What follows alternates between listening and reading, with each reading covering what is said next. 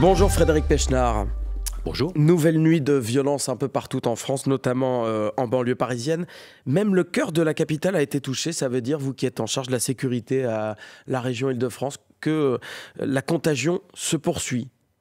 Oui, incontestablement. On a une troisième nuit d'émeutes.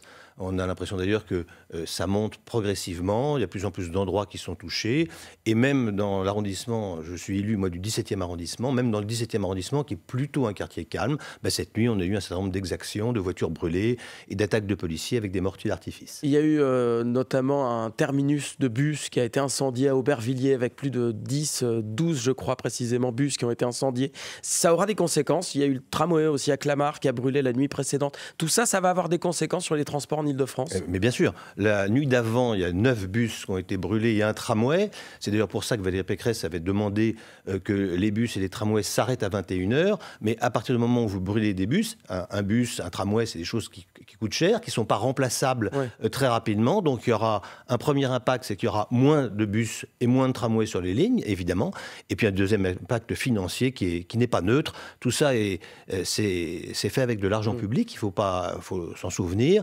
Et finalement, quand des émeutiers brûlent des bus, ils s'empêchent eux-mêmes de pouvoir le prendre plus tard. Et puis, ça a un coût pour la collectivité qui est très important. Donc, tram et bus qui s'arrêtent à 21h dans toute l'Île-de-France ce soir encore. Oui, alors probablement ce soir. En tout cas, c'était le cas hier. Et aujourd'hui, Valérie Pécresse prendra cette décision. Mais selon toute vraisemblance, oui, on sera amené à arrêter les bus et les tramways à partir de 21h pour éviter qu'ils soient attaqués. Il faut à la fois protéger le matériel et puis protéger aussi les machinistes et protéger les usagers. Agathe Lambray. Frédéric Pechnard, hier soir, la BRI, la Brigade de recherche et d'intervention, connue notamment pour avoir donné l'assaut du Bataclan en 2015, a été déployée, comme d'autres unités d'élite, le RAID, le GIGN. C'est quoi l'étape d'après ?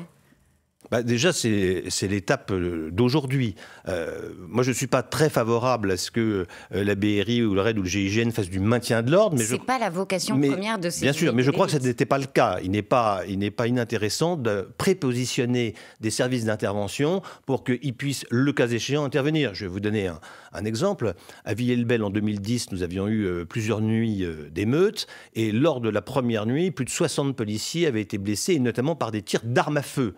Et là, on change de registre, si vous voulez. On n'est plus dans le maintien de l'ordre classique, on n'est plus dans l'émeute. On est sur des gens qui prennent des armes à feu pour tirer sur des policiers. J'avais fait à l'époque intervenir le RAID pour neutraliser les gens qui avaient des armes à feu. Vous étiez directeur général de la police nationale. J'étais à l'époque directeur général de la police nationale. Et ça avait d'ailleurs été efficace. Donc là, moi, je trouve que c'est plutôt une bonne idée de prépositionner la BRI. S'il se passe quelque chose d'important, il peut y avoir une prise d'otage, il peut y avoir des gens à les sauver. Et puis, ça n'a pas été le cas jusqu'à présent, et c'est tant mieux. Mais on peut imaginer qu'il y ait des gens qui puissent sortir avec des armes à feu. Ces gens-là, on n'est plus du tout ni dans l'émeute ni dans le maintien de l'ordre, devront être neutralisés, notamment par les services spécialisés que sont le RAID et la BRI. Gérald Darmanin, le ministre de l'Intérieur, avait promis de ramener le calme. Est-ce qu'il est en train d'échouer dans cette...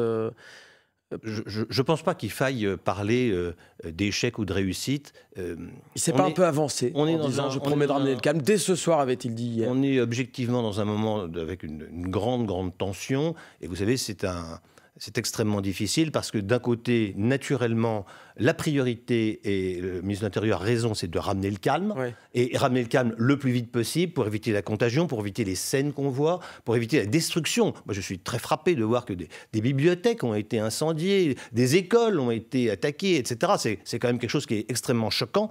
Et d'un autre côté, c'est toute la difficulté du travail de police. Naturellement, il faut éviter ce qu'on appelle le suraccident, c'est-à-dire d'autres drames, comme celui qu'on a connu, parce que ça ne ferait que renforcer. Donc il faut à la fois être très présent, être très efficace, et en même temps ne prendre aucun risque pour blesser d'autres personnes, créer d'autres difficultés, d'autres drames. Et évidemment, c'est pas facile. Je crois aujourd'hui que dans ce contexte-là, le positionnement des hommes politiques de quelque bord que ce soit, c'est d'appeler au calme et de soutenir l'action de la police et donc du gouvernement. La France insoumise a une responsabilité quand elle refuse d'appeler au calme ? Oui, sans aucun doute. Vous pensez que ça peut influencer des actes ? Bien sûr. Moi, je suis assez choqué par la position d'un certain nombre de personnes qui sont des responsables politiques importants, qui sont pour certains aussi des députés, des élus de la nation, et qui finalement, dans une espèce d'amalgame, soufflent sur les braises, jouent le rôle de pompier pyromane, remettent en cause l'institution police d'une façon générale, en ne comprenant pas qu'il peut y avoir une faute d'un individu sans remettre évidemment en cause la totalité de la police. Il y a eu des phrases sur la police ou la gendarmerie qui sont à proprement parler scandaleuses. La police, elle est républicaine. Les policiers sont des fonctionnaires. Les policiers sont des fonctionnaires qui sont syndiqués. Ils votent à droite, à gauche. Bref, la police est un corps qui est indispensable et qui mérite d'être défendu et certainement pas caricaturé comme elle l'est aujourd'hui par un certain nombre de responsables politiques et notamment de LFI. La moitié des personnes interpellées entre 14 et 18 ans, ça a vraiment un impact, ce que disent les politiques, y compris ceux de la France Insoumise? Mais bien sûr, ça a un impact. Ça a un impact peut-être pas sur tous les jeunes interpellés, mais d'abord, il n'y a pas que des jeunes, et puis il y a les parents. Voilà, quand vous êtes un parent et que vous avez un fils de 14 ans, bon, il y en a qui sont plus difficiles que d'autres, mais vous avez un impact sur eux. Donc, vous écoutez ce qui se passe à la télévision, vous dites, ben non, il faut pas y aller. Ça peut être d'ailleurs tout l'intérêt d'un couvre-feu. J'ai vu que mon ami Jean-Didier Berger, le maire de Clamart, qui est également qui est premier vice-président de la région, il avait fait un couvre-feu. Alors il y en a eu dans plusieurs communes d'Île-de-France, Neuilly-sur-Marne. Plusieurs communes, voilà, mais ça a commencé. Enfin, moi, j'ai vu ça à Clamart. Bon, l'idée, c'est de dire aux parents, ne laissez pas sortir vos enfants. Moins il y a de monde dans la rue, mieux c'est. Voilà. Et puis, comme toujours dans ce genre d'affaires, il y a un certain nombre de gens qui sont extrêmement déterminés, soit à brûler, soit à piller, soit à attaquer les forces de l'ordre. On a vu des scènes de pillage où là, on n'a pas affaire à des gens qui sont des voleurs, hein, oui. ni plus ni moins. Et puis, autour de cette petite nébuleuse, vous avez notamment des jeunes qui descendent dans la rue pour voir ce qui se passe, comment ça se passe, etc. Bon, et ils peuvent être aussi entraînés, ils peuvent... bon, voilà. Donc, tout ça pour dire que tout ce qui peut faire en sorte, dans les jours à venir, que le maximum de personnes restent chez eux et ne soient pas dans la rue, facilitera le travail de la police et facilitera ce que nous souhaitons tous, c'est le retour au calme. Il faut l'état d'urgence, c'est ce que réclame par exemple Éric Ciotti. C'est une possibilité. L'état d'urgence fait partie des outils qu'a le ministre de l'Intérieur et le président de la République pour rétablir l'ordre. C'est l'outil ultime en quelque sorte. Ça avait été le cas en 2005, lors des émeutes de 2005. Moi, j'étais sous-directeur de la police judiciaire à l'époque, donc c'est une période que j'ai bien connue. Oui. Bon, il y a un moment où effectivement, mais on en une fois qu'on est débordé... mais est-ce que c'est nécessaire? Parce que là, il y a déjà des couvre-feux, par exemple, il y a des transports limités, il y a des lieux qui ont été fermés, et pourtant, on n'est pas sous état d'urgence. Donc, est-ce que instaurer l'état d'urgence, ça ne jetterait pas de l'huile sur le feu? En 2005, il y avait eu un débat entre Nicolas Sarkozy, ministre de l'Intérieur, et Dominique de Villepin, Premier ministre. Dominique de Villepin voulait l'état d'urgence. Nicolas Sarkozy avait des réticences, notamment parce qu'il craignait que ça attise la colère. Oui, moi je pense qu'on a toujours intérêt à faire les choses le plus vite possible et à ne pas les laisser dégénérer. Je pense que la priorité absolue aujourd'hui, c'est de ramener le calme rapidement. En 2005, les émeutes avaient duré pendant 3 semaines. Rappelons que c'est tout de même... C'est très long, d'ailleurs, il y a quelques années maintenant, mais moi je suis encore marqué par les images. Plus il y a de nuits d'émeutes, plus on prend de risques. On prend le risque d'un dérapage, d'un drame nouveau, etc. Et puis ça montre tout de même une impuissance de l'État et de la République qui est quand même assez inquiétant.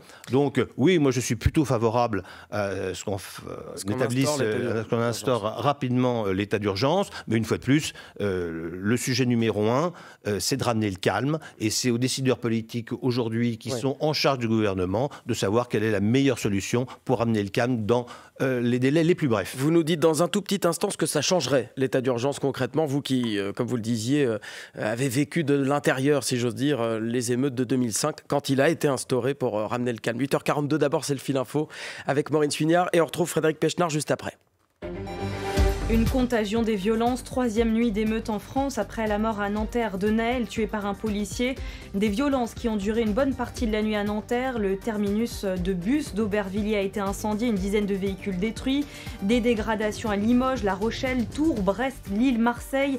À Nantes, le trafic des bus et des trams reprend après avoir été complètement à l'arrêt ce matin.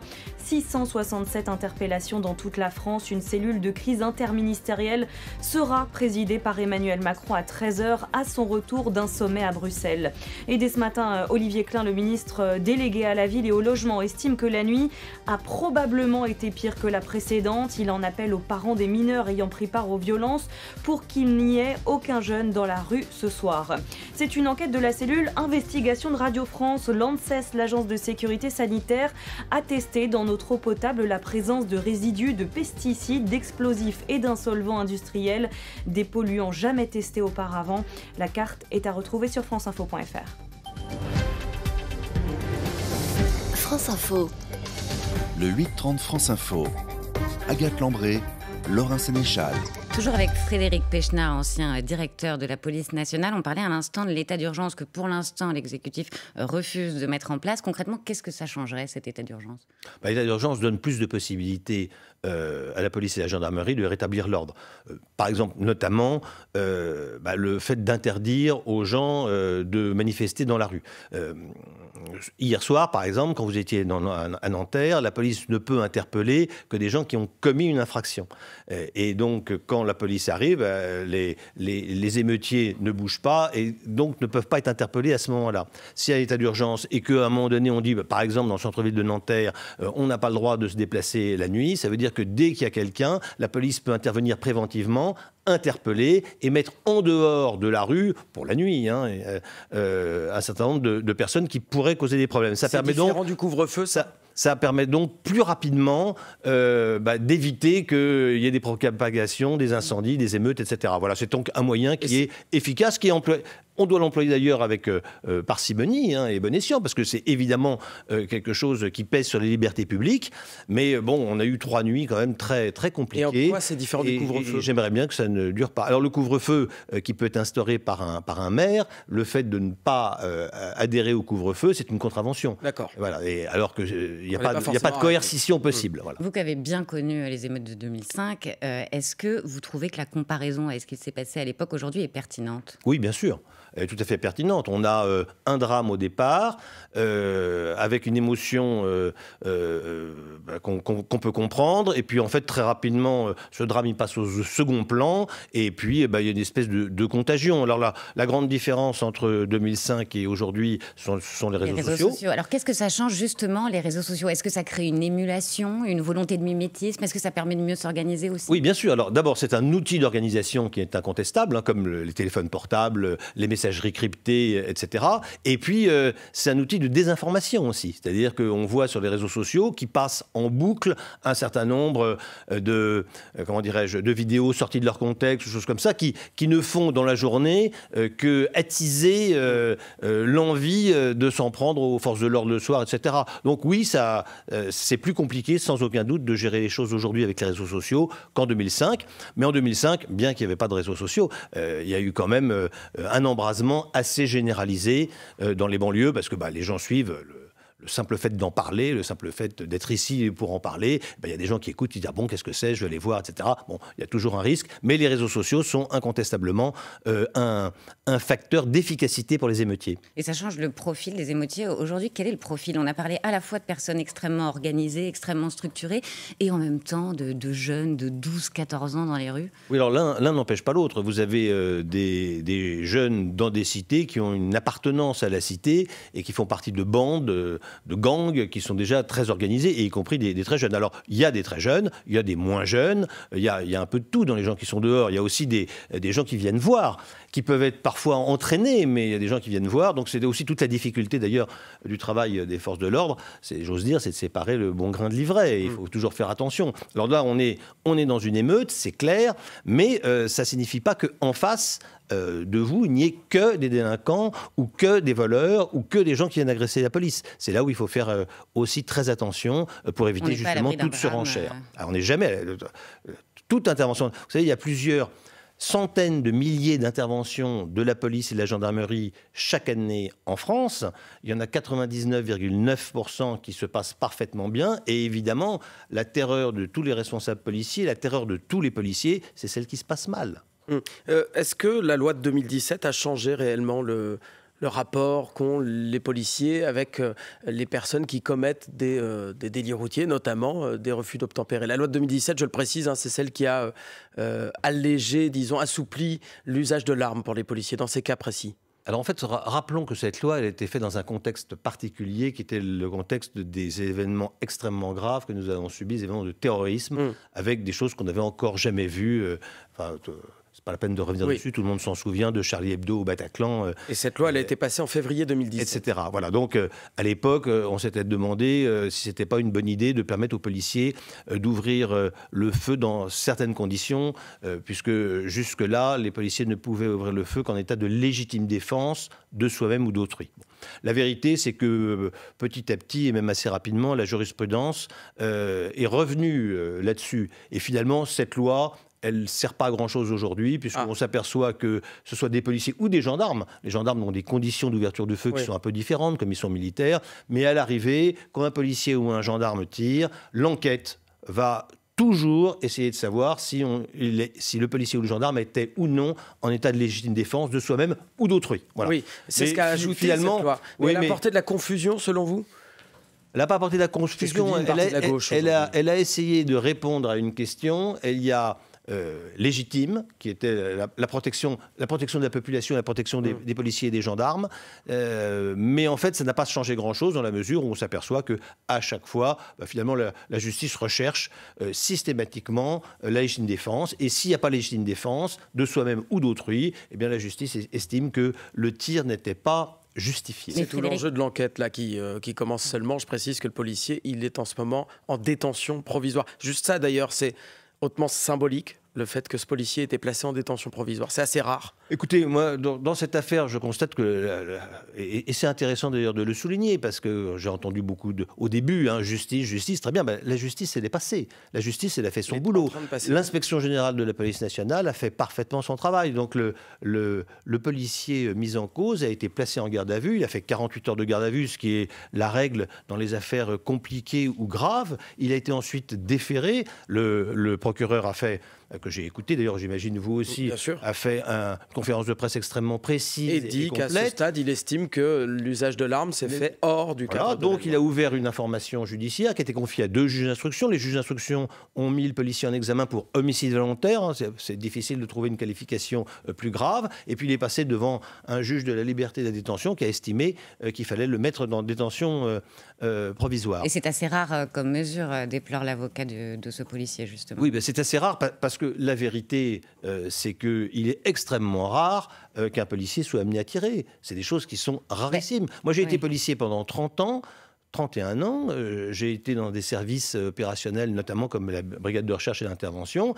Moi, je n'ai jamais tiré un coup de feu et je m'en réjouis, mais c'est le cas de la quasi-totalité des policiers. 13 personnes sont décédées l'année dernière après avoir tenté de se soustraire aux forces de l'ordre. 13 personnes. Est-ce qu'il ne faut pas changer de méthode ? Par exemple, certains à gauche disent qu'il faudrait instaurer une règle, on tire seulement en direction des roues des voitures. Enfin, est-ce qu'on peut changer de méthode ou est-ce qu'il ne faut pas tout simplement laisser les gens s'enfuir ? C'est ce que propose notamment l'insoumis Hugo Bernalicis. Il dit, plutôt que d'avoir un drame, laissons les gens partir.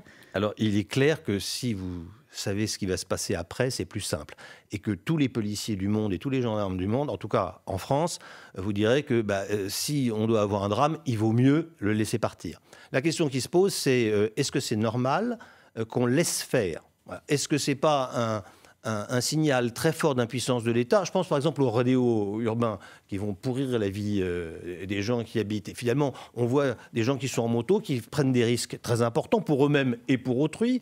On a d'ailleurs dans les rodéos urbains des gens qui sont écrasés. Et finalement, qu'est-ce qu'on pense à ce moment-là? On se dit, que fait la police? Pourquoi la police n'intervient pas? Donc c'est toujours très difficile de se dire on intervient ou on n'intervient pas, notamment dans ce genre de cas. Et tirer dans les roues, ça peut aussi entraîner en fait une perte de contrôle du véhicule et donc être plus dangereux. Tirer dans les rues, c'est une possibilité. On a aussi des stop sticks, c'est des choses que vous jetez devant les roues et qui vont crever les roues.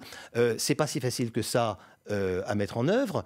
Tirer dans les roues, c'est, on voit ça, j'allais dire dans les westerns, non, parce qu'il n'y a pas de voiture dans les westerns. Forcément du film. Mais c'est le tir avec une arme à feu, c'est pas quelque chose qui est simple, c'est pas quelque chose qui est naturel, ça demande de l'entraînement. Et tirer dans un pneu, vous pouvez avoir aussi une balle qui ricoche. Il y a aussi un risque à prendre. Donc le policier, ce qu'il faut bien comprendre, c'est que le policier, il est toujours pris entre la nécessité de faire son travail, qui consiste à arrêter quelqu'un qui va zigzaguer, brûler les feux rouges, renverser des piétons, et puis évidemment ne pas surréagir. C'est-à-dire que évidemment, il n'y a pas un policier qui vous dira que c'est normal de tuer quelqu'un qui a juste brûlé un feu rouge. Frédéric Pechner. C'est une évidence. Voilà. Vous restez avec nous, 8h52, le fil info, Maureen Suignard. Malgré la mise en examen pour homicide volontaire du policier qui a tiré sur Naël à Nanterre mardi, la tension ne retombe pas. De nouveau, la nuit a été très agitée dans de nombreuses villes françaises. Des écoles, des mairies visées, des bus, des bâtiments incendiés. Le ministère de l'Intérieur indique que 667 personnes ont été interpellées et que 249 policiers et gendarmes ont été blessés la nuit dernière. Des violences qui poussent l'exécutif à organiser une nouvelle cellule interministérielle de crise à 13h à Paris. Elle sera présidée par Emmanuel Macron. L'inflation ralentit de nouveau en juin. L'INSEE indique ce matin qu'elle s'établit à 4,5% sur un an. La dette publique dépasse les 3 000 milliards d'euros au premier trimestre et représente 112,5% du PIB, ce qui est en hausse par rapport à la fin de l'année dernière. Les vacances scolaires n'ont pas encore débuté, mais il y a déjà du monde sur les routes. La journée est classée rouge en Ile-de-France dans le sens des départs par bison futé. C'est orange dans le reste de la France. France Info. Le 8-30 France Info. Agathe Lambré, Laurin Sénéchal. Toujours avec Frédéric Pechner, ancien directeur de la police nationale. Vous avez bien connu, on le disait, les émeutes de 2005. À l'époque, il avait fallu 10 jours à Jacques Chirac pour réagir, 10 nuits d'émeutes. Aujourd'hui, l'exécutif a réagi très très vite entre apaisement et fermeté. Est-ce qu'il a trouvé le bon ton ? C'est difficile de le savoir maintenant. Visiblement, pour l'instant, les paroles n'ont pas suffi. Mais je pense qu'il est nécessaire que les responsables gouvernementaux prennent la parole, notamment dans un souci d'apaisement et d'appeler au calme. C'est très important. La parole publique est très importante. Elle doit être entendue, elle doit être écoutée et elle doit appeler au calme. Et justement, le président, très vite, a qualifié l'acte du policier inexplicable et inexcusable. Est-ce qu'il est allé trop loin ? Le syndicat Alliance ou Marine Le Pen, notamment, lui reproche d'avoir bafoué la présomption d'innocence ? C'est-à-dire que, sans aucun doute, il vaut mieux attendre les résultats de l'enquête pour pouvoir savoir si les faits sont inexcusables ou pas. Et justement, Naël, on a quelques éléments sur le profil de ce jeune homme. Il avait déjà été interpellé pour des refus d'obtempérer. Il devait, notamment tout récemment, pas plus tard que dimanche dernier, il était présenté devant le parquet et il devait comparaître en septembre. Qu'est-ce que ça signifie ? Ça veut dire qu'il y a un sentiment qu'on peut recommencer, un sentiment d'impunité, ou c'est une autorité de l'État qui est mise à mal aussi ? Alors, si vous voulez me lancer sur l'exécution des peines, c'est un sujet qui me passionne, mais il faudra me réinviter parce que c'est un petit peu long. Mais vous savez, pendant 30 ans, j'ai entendu dire ah, les policiers, vous n'en avez pas marre, vous arrêtez, les magistrats relâchent. C'est pas vrai.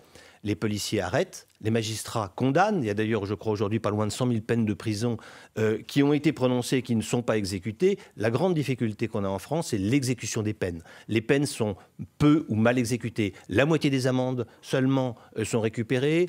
20% des gens qui sont condamnés à des TG ne le font jamais. Les gens qui aujourd'hui sont condamnés à moins d'1 an de prison ferme, c'est obligatoirement, systématiquement aménagé. Ça veut dire qu'ils n'y vont pas. Donc on a un vrai sujet d'exécution de la peine. Cesare Beccaria, le philosophe italien, disait « L'important dans la sanction, ce n'est pas sa sévérité, c'est sa certitude ». Eh bien aujourd'hui, il n'y a pas de certitude de la peine. Et tout ça, évidemment, renforce le sentiment d'impunité qu'il y a chez un certain nombre de délinquants et qui peut provoquer un certain nombre de drames. Vous parliez de l'importance de la parole publique. Est-ce que la parole de la maman de Naël vous a aussi touché ? Elle a dit hier soir sur l'émission « C'est à vous » qu'elle n'en voulait pas à la police, mais à un seul homme, en l'occurrence ce policier, qui a retiré la vie de son enfant. Alors oui, ça m'a particulièrement touché. D'abord parce que c'est un un moment évidemment d'une dignité. Vous savez, moi je suis père, hein, donc je sais ce que ça veut dire. L'éventualité de perdre son enfant, c'est un drame absolument épouvantable, insupportable. Je crois que c'est un drame dont on ne se remet d'ailleurs jamais. Mais c'est exactement ce que je pense. C'est-à-dire que la mise en cause de la totalité de l'institution policière est une bêtise. Là, on a affaire à un fait isolé d'un homme qui a choisi de tirer.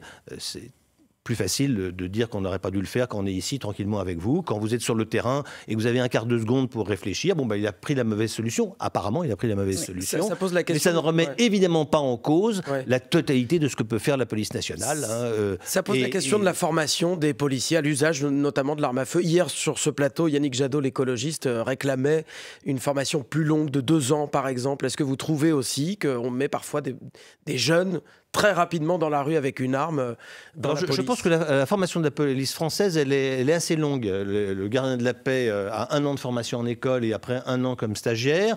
Ce qui pêche quand même beaucoup, c'est la formation continue. Voilà, on n'a souvent pas le temps de faire la formation continue, on n'a pas forcément l'argent pour le faire. Et notamment pour l'usage de l'arme, une chose est d'apprendre à tirer, à bien tirer, c'est une chose. Et une chose est d'apprendre à tirer en réaction immédiate et sous stress. Et là-dessus, on a du travail à faire. Oui, bien sûr. Les services spécialisés font ça et font ça très bien, mais même au stand de tir, vous savez, quand vous êtes dans la rue et que vous êtes confronté à une situation, quand vous êtes policier, où vous êtes amené à sortir votre arme, eh bien, vous êtes extrêmement stressé. Voilà, c'est inutile de vous le cacher, personne ne fait ça par plaisir. Ça veut dire que vous avez le cœur qui bat, ça veut dire que votre champ visuel est rétréci, vous avez de l'adrénaline, et il faut pouvoir s'entraîner dans des conditions d'adrénaline pour savoir comment on réagit. Parce que finalement, comme on a 1 seconde, un quart de seconde pour réagir, eh bien, il faut prendre la bonne décision. Et cette bonne décision, elle est instinctive et elle est quand même largement facilitée si l'entraînement préalable a été fait correctement. Frédéric Petschner, merci beaucoup, vice-président de la région Île-de-France en charge de la sécurité, ancien patron de la police nationale, invité du 8h30 ce matin. Bonne journée à vous. Bonne journée.